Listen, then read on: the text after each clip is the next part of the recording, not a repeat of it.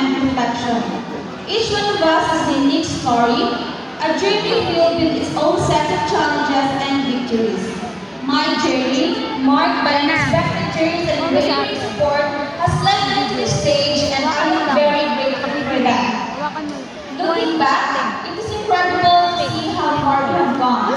The journey has been long and filled with moments that tested our strength and determination. There were late nights spent studying, early mornings filled with anxiety, personal problems which made it hard to focus, and days when giving up seemed like the easiest option.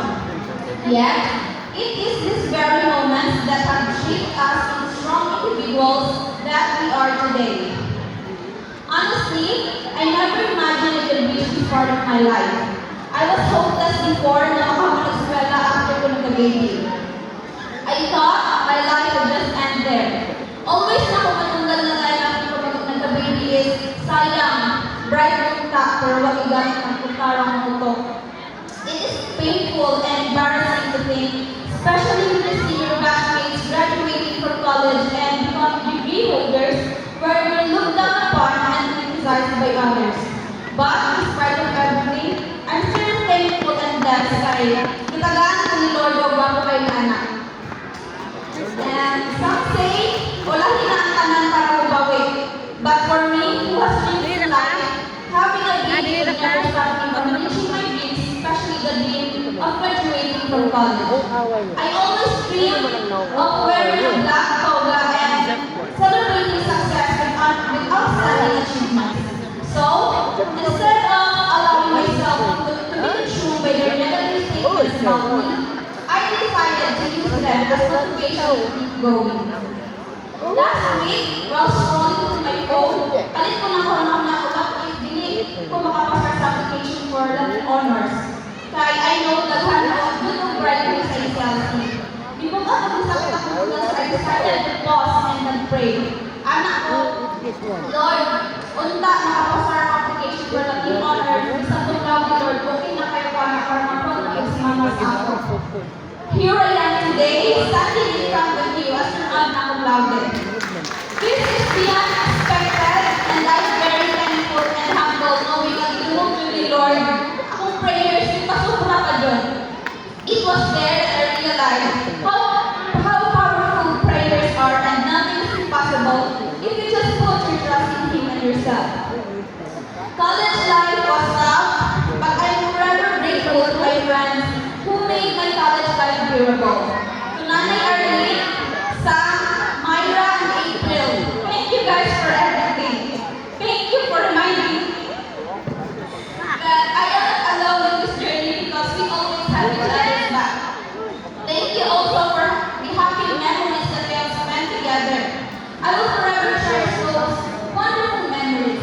To Ate Tini, Paula, Gretchen, Anne, Grace, Ate Santa, Press Roy, Kurt, Paul, Nat, Ronnie, Ate Ricky, and to everyone who wala na mention, thank you. Thank you for letting me know that college life is supposed to be a fun part of life, not another stress factor. I am glad that I am surrounded by people who make my life a little easier. You guys are one of the best people that I have met, and I'm so thankful for that. To Ma'am Sar, Sir Jeff, and Sir Dong, your guidance has taught me more than just academic lessons. I am very grateful for your support, guidance, and strong belief in your students.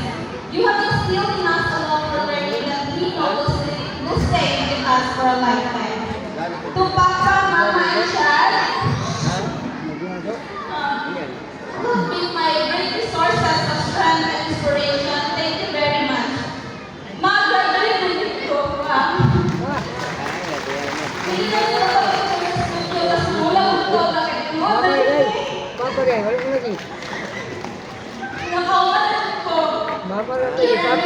Support and sacrifices and unconditional love will be my constant motivation to succeed. To the rest of my family, Dana, Jaco, and Rita, your love, encouragement, and belief in me have been invaluable. Thank you for being there for me, for believing in me,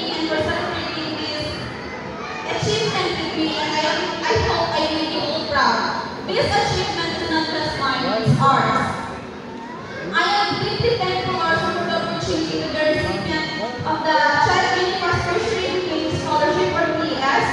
This support has been instrumental in my academic journey, providing not only financial assistance but also a sense of stability and encouragement. With your generosity, a significant weight has been lifted off my shoulders, allowing me to focus on my studies with determination and passion. To my fellow graduates, I hope my journey shows you how important it is to keep going and have people who support you. Life will throw challenges at us, but they can make us stronger.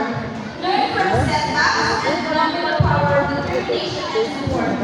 All our hard work and sacrifices are now being paid off. We work so hard to make this happen. We all deserve to congratulate ourselves for not giving up easily. Honors or not, it does not matter as long as you did your best.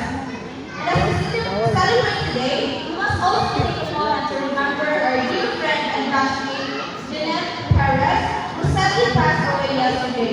Jeanette was an amazing person, known for her kindness, hard work, and strong spirit.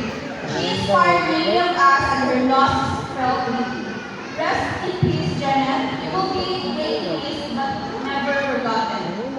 And as I end my speech, I would like to leave you a quote from Helen Mirren. You will stumble and fall, you will experience both disaster and triumph sometimes on the same day, but it is really important to remember that life isn't over, neither triumphs nor disasters last forever. Congratulations to the class of 2023-2024, we did it!